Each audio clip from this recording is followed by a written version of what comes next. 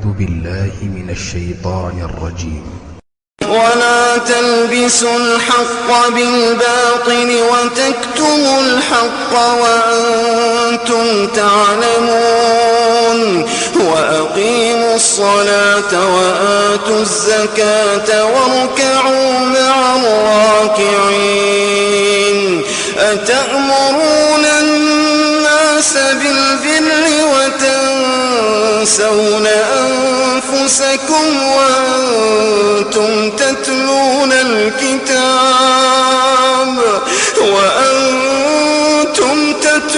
الكتاب أفلا تعقلون. واستعينوا بالصبر والصلاة وإنها لكبيرة إلا على الخاشعين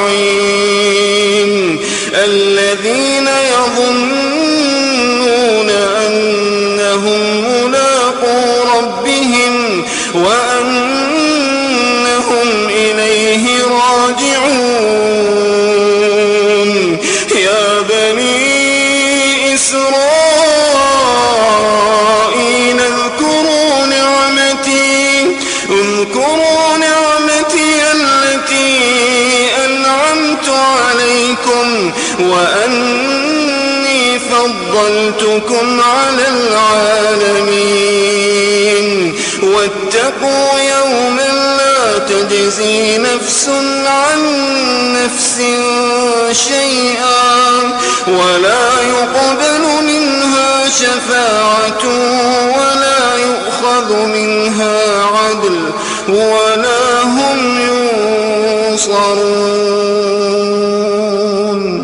وإذ نجيناكم من آل فرعون يسومونكم سوء العذاب يذبحون أبناءكم ويستحيون نساءكم وفي ذلك